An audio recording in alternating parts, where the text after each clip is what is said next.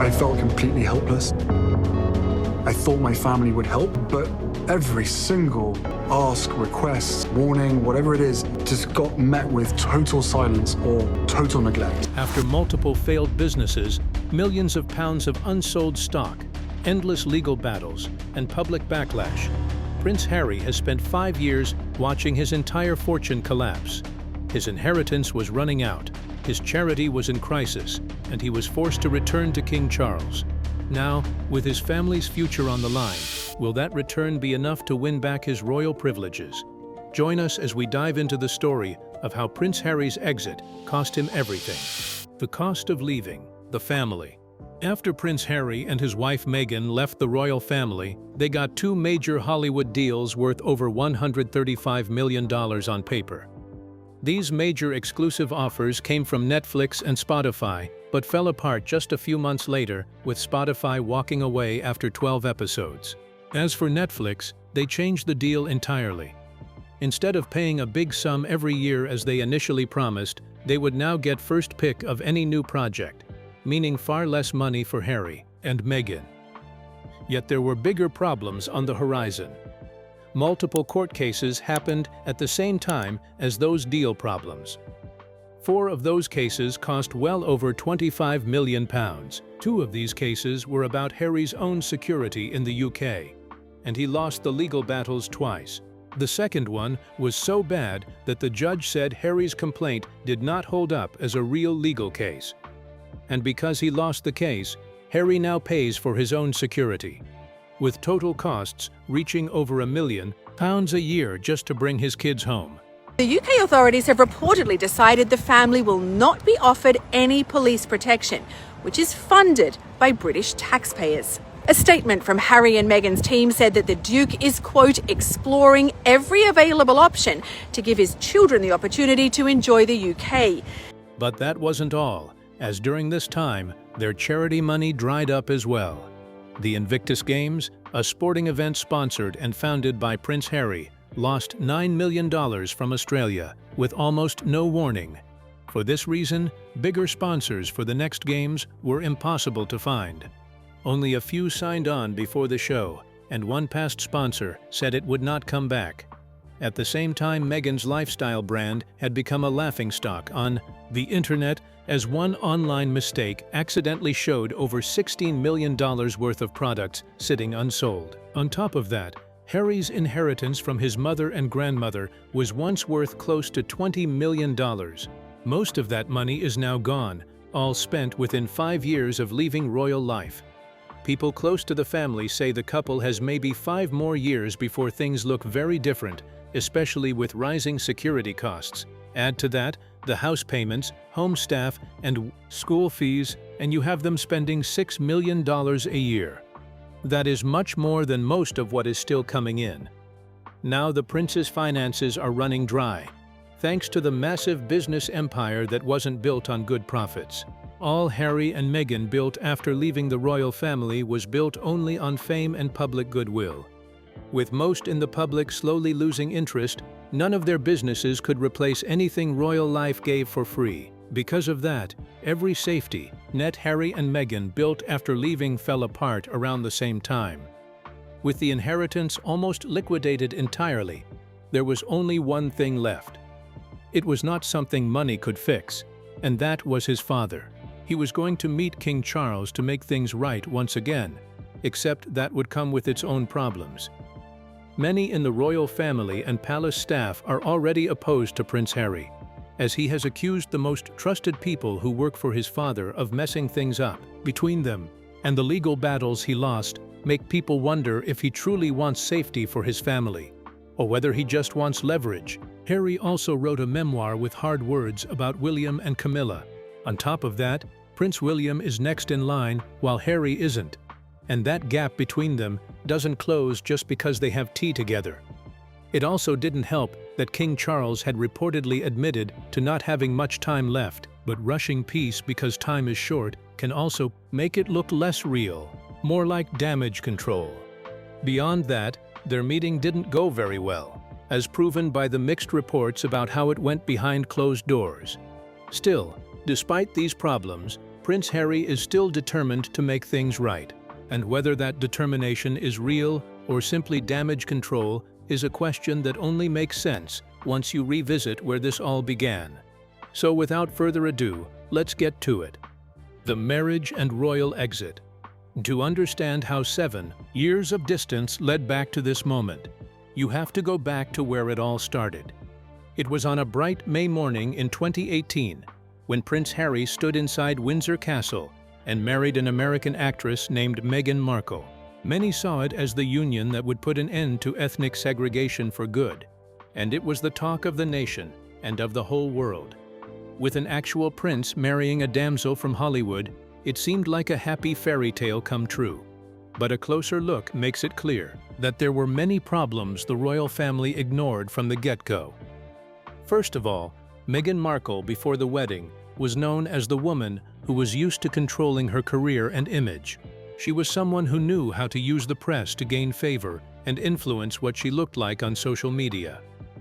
But now, she was stepping into an institution that never allowed its members to create a self-made image for the public to admire. Secondly, Prince Harry was still grieving his mother over 20 years after she had passed away. Some say that he saw this marriage as a chance to build the peaceful family life the palace had never given him. Unfortunately, both of them would be in for a rude awakening. Just 18 months after they got married, friends would describe the couple as isolated and exhausted. Even as early as 2019, some roast fans described them as showing signs of being the kind of couple that would give a fake smile publicly after having a long fight behind closed doors. And while this seemed like speculation on the surface, the signs were very hard to ignore. Many found it odd that Meghan skipped traditions that other royal brides had followed for generations.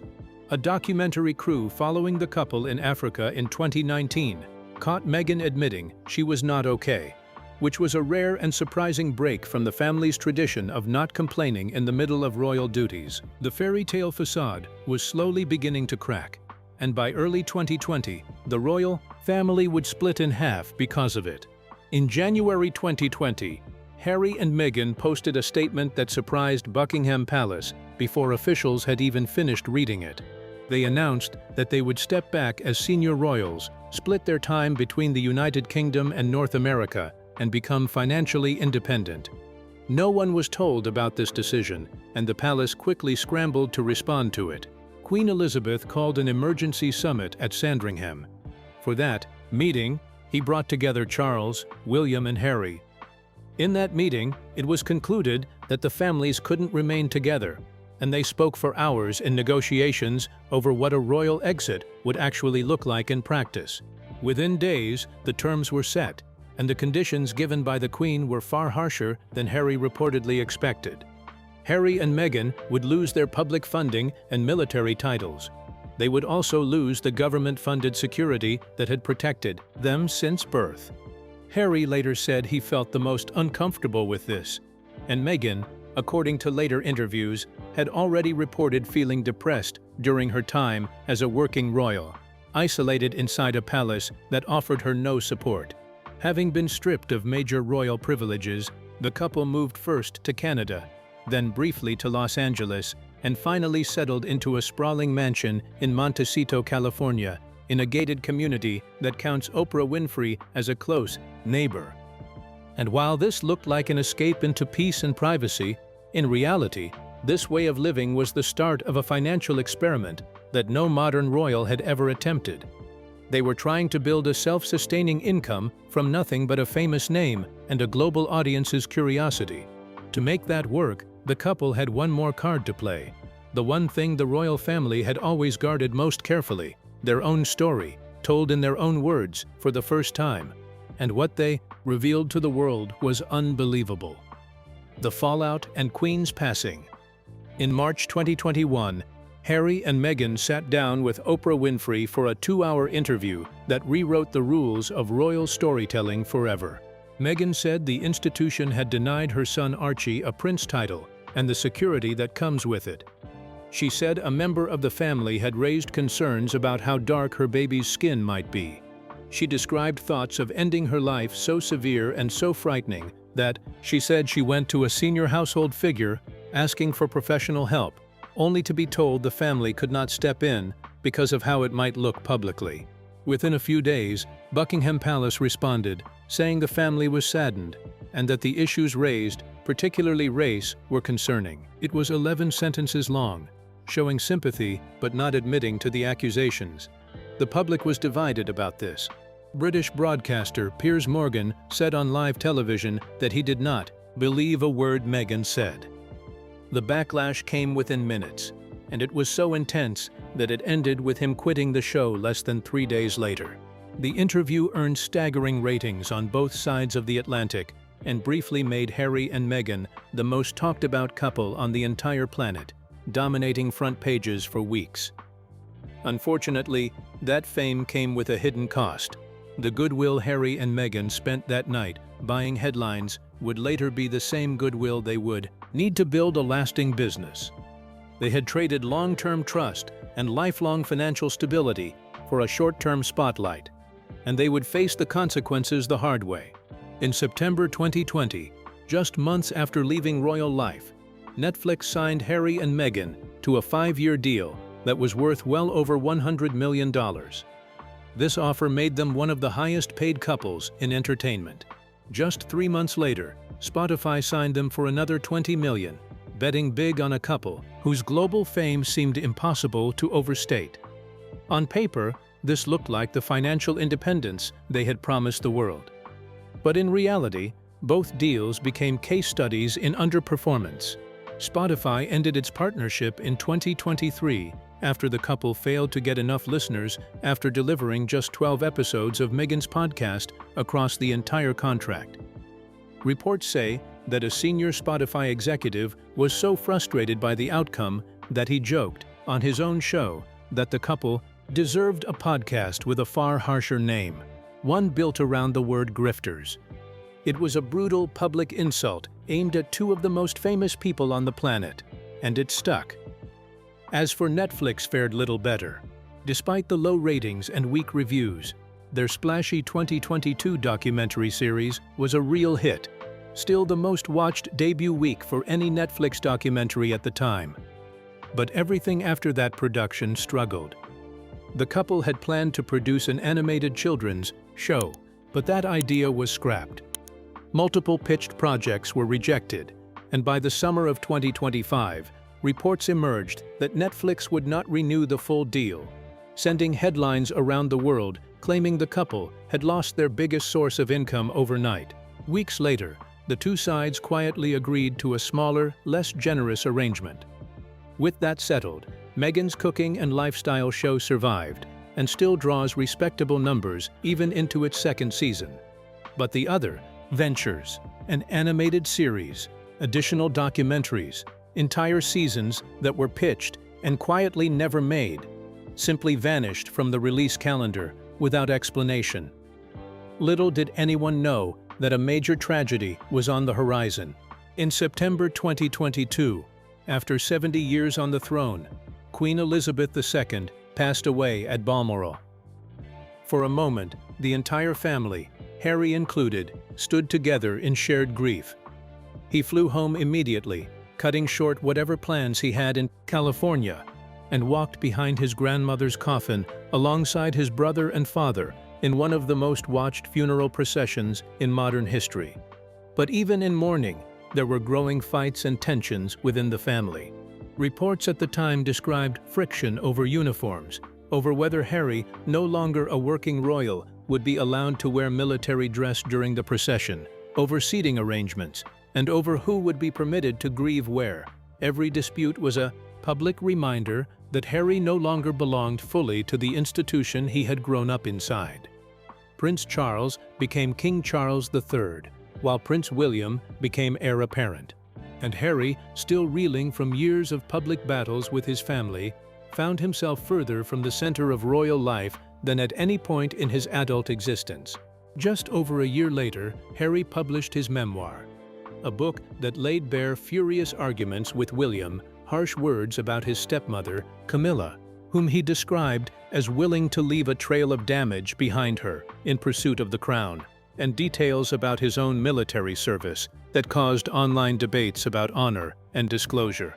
The book sold millions of copies within days, another short-term financial win stacked on top of the interview and the documentary. But Prince Harry had now spent years cashing in on the rift. But unfortunately, his growing money problems in America were starting to catch on. Battles within the family. While the streaming deals wobbled, Harry poured a lot of his money into a different fight, taking on the British press in court. He sued them over phone hacking and unlawful information gathering allegations tied to Rupert Murdoch's newspaper group. This group was the publisher of 2 major British tabloids. The case dragged on for years, involving claims stretching back to the 1990s, and finally settled in January 2025 in what Harry publicly called a monumental victory. He pursued a separate legal battle against the publisher of the Daily Mail, alongside other high-profile individuals like Elton John and actress Elizabeth Hurley, alleging unlawful information gathering that stretched back decades. That case moved into a new and dramatic phase in January 2026, when the trial finally began and Harry took the witness stand for a second time, telling the court that British tabloids had made his wife's life an absolute misery. But none of these legal fights mattered most to his daily life, was the one over his UK security detail did. Harry took the British government to court, arguing the 2020 decision to downgrade his protection was unlawful. He lost in 2024, appealed in 2025, and lost again, with the judge ruling bluntly that Harry's sense of grievance did not translate into a workable legal argument. Each of these cases carried enormous legal bills, reportedly running into the tens of millions of pounds combined, and each loss meant Harry could not safely bring his own children to the country of his birth without paying for private security himself.